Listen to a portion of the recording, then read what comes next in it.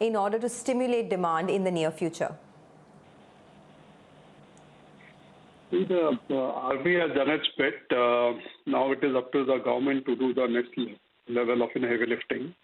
So far, whatever fiscal package has been announced, that is more directed towards the low-income households. And there, the delivery mechanisms are fairly well established in terms of transferring benefits to the households. I think the next package has to be for the MSME sector, because if we don't do something for that sector, you will see potentially a fair amount of NPLs over there, job losses, and stress in the financial system all at the same time. And I don't think India can afford that. Keep in mind the fact that MSME sector employs as many as 120 million people. So that's really the backbone of the economy. I don't think the government should really worry about fiscal deficit for 1 year. Every other country in the world is, announcing major fiscal packages. You have Germany at 5%, US at about 10%. Japan announced some crazy numbers yesterday. So I don't think rating agencies are going to get too paranoid about, 1 year of increase in the fiscal deficit.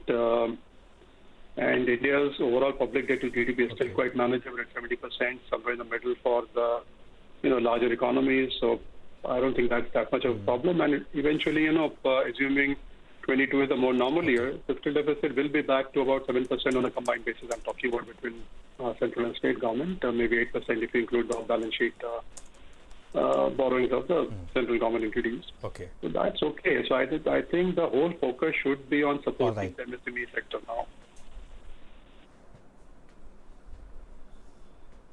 All right, Sanjeev, we leave it there today. Thanks a lot for joining us. Now, Lata, you know what, I tell you, while I spoke about the move yesterday, I think today's move gives a lot more comfort. But today is going to be a choppy day. So I think you've got one swing today. In the first 15-20 minutes, the Nifty gave you a 100-point rally after opening lower. 100 points is a lot if you are a trader. I mean, if you've taken it, perhaps a good time to enjoy with your family now that it's work from home as well, and wait for the next swing, because today is going to be a market of swings. The first hour low is now sacrosanct. And if that first hour low does not break, perhaps there will be more follow through after 10 a.m. But, if you got one swing today and in market, in pharma, look at Aurobindo Pharma. It started 4 or 5% lower. It moved up in about 4 to 5% in the green, about a 10% intraday swing. I think that's the best that you will get. And I think you should be happy with that move and just, take it. Okay. All right. Well, Anuj, I don't know how many people are nimble enough to have bought at the bottom and sold off at the current levels. That is the problem. This is too rapid, even for a very, very professional trader. So, yes, good luck to those of you who are trading these swings. It can also whipsaw and catch you exactly at the wrong time. But all the more reason why you should keep looking at technical advice. Now we are getting fundamental as well. We have to analyze how corporates are handling the COVID-19 problem, the lockdown, which ones are doing better with almost a large part of the world locked down. We're going to ask Mr. C.P. Gurnani, the Managing Director and CEO of Tech Mahindra, who has just joined us. Good morning, Mr. Gurnani. Thank you very much for taking our call. Well, just describe to us what is the extent of capacity utilization, how's life working?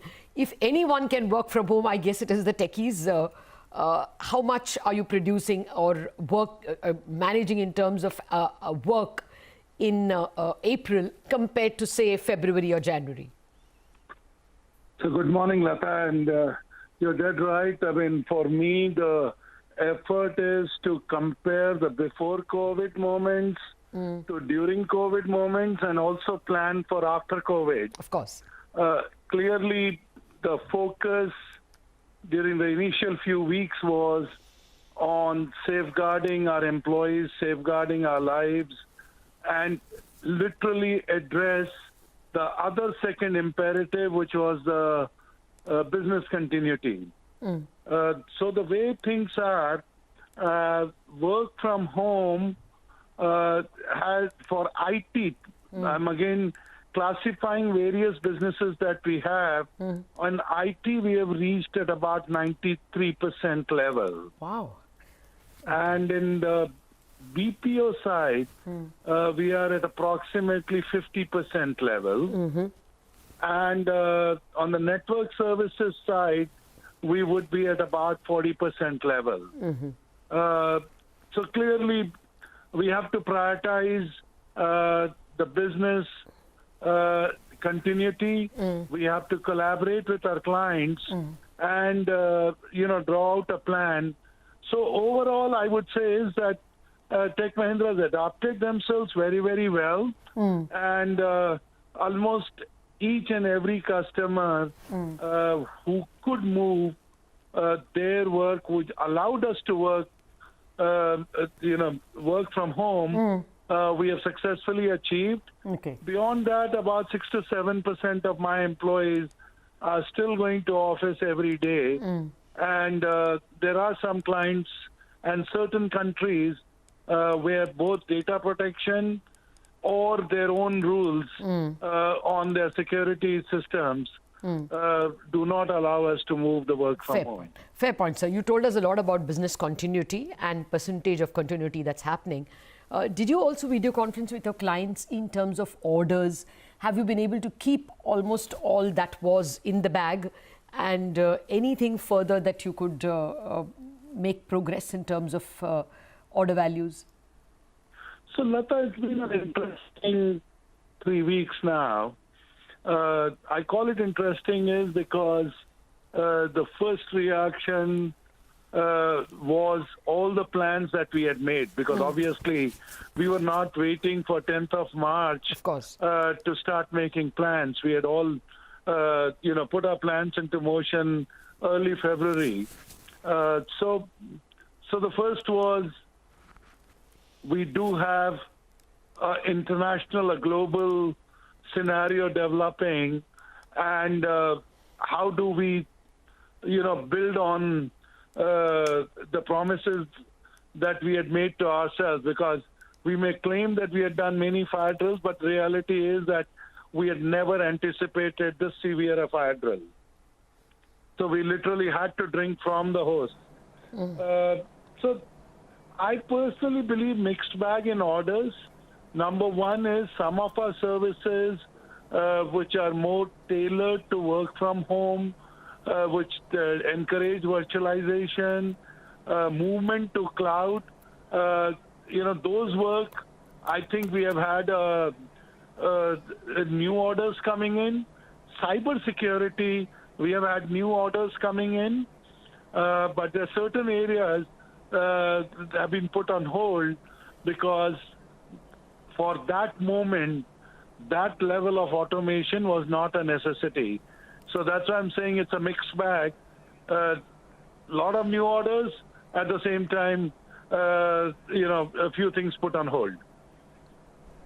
Okay, so a few things put on hold and some new orders as well. Mr. Gurnani, you spoke about cyber security and cloud, but what about the other segments, broad verticals like BFSI, telecom, retail? Where do you see the maximum amount of hit if the situation escalates further in some of these key geographies like the UK and US?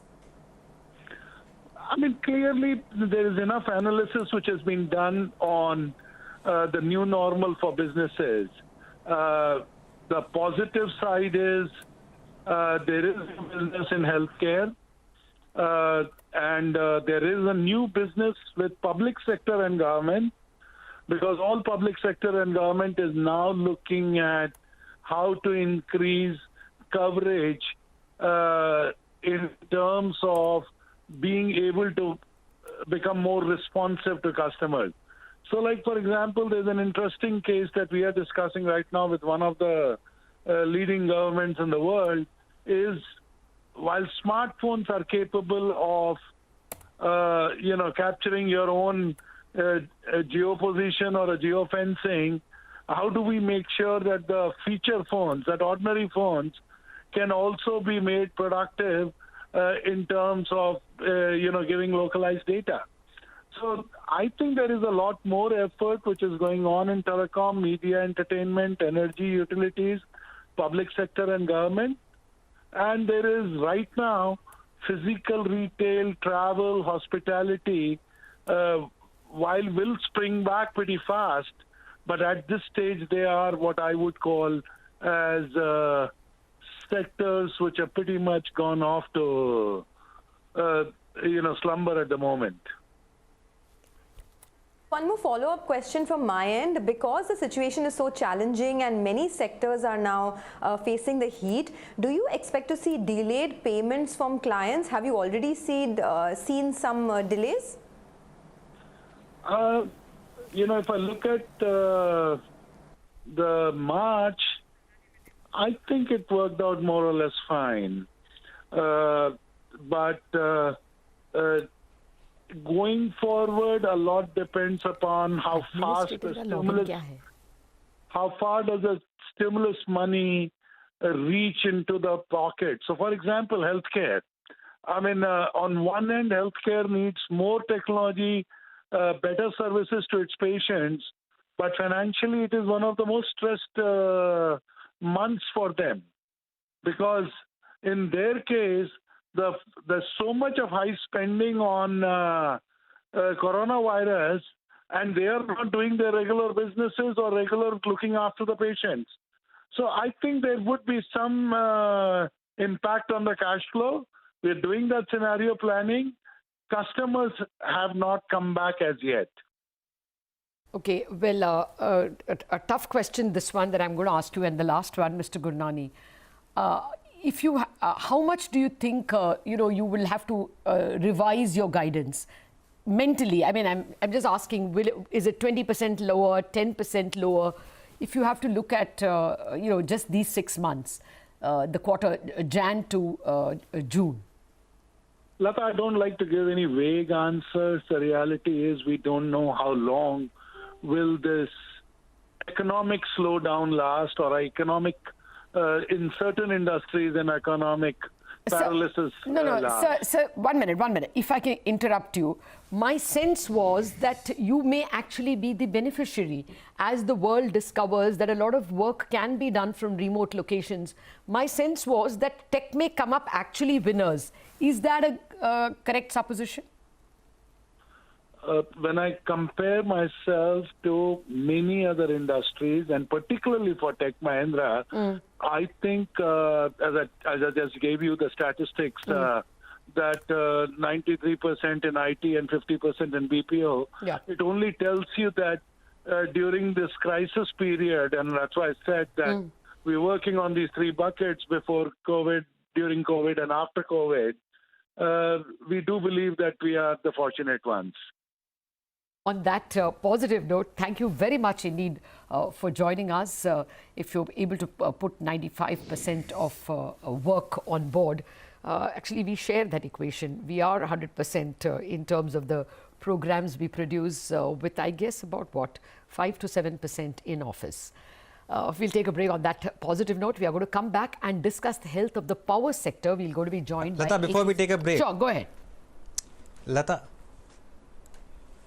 Lata, before we take a break, just look at the Nifty. It's up 154 points. Okay. The Bank Nifty is now in the green, 164 points higher. The Nifty is up 155 points.